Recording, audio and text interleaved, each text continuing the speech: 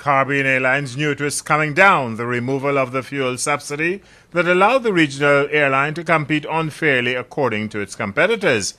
The Trinidad and Tobago government, in its budget presentation today, announced that Caribbean Airlines will no longer receive the subsidy after October this year.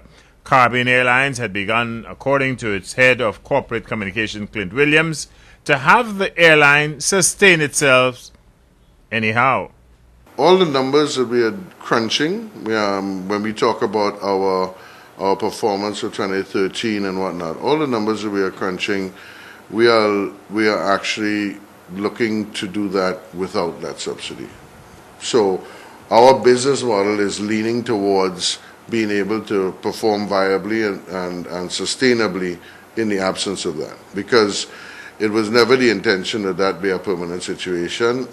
We do not know from our minister. We've not been advised on the specifics of it, but we are aware that that's how we function. We function as if it does not exist. The removal of the subsidy will see Caribbean Airlines seeking to maintain its market share out of Guyana and the region by what Williams called other innovative measures. With an airline, every airline works on some basic principles business-wise, and we have what we call RASM and CASM.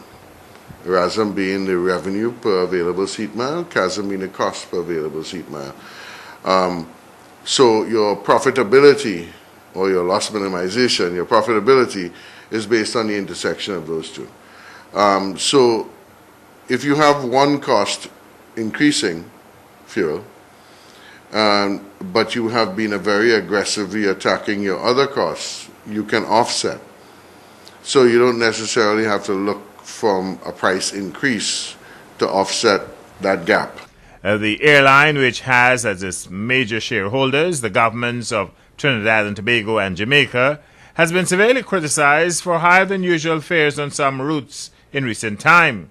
Customers have complained that when other competitors come in, Caribbean Airlines undercut the carriers primarily because of the fuel subsidy. Delta and some other airlines have challenged the award of North American routes and flag carrier status because of the controversial subsidy. For Capital News, Enrico Wolford reporting.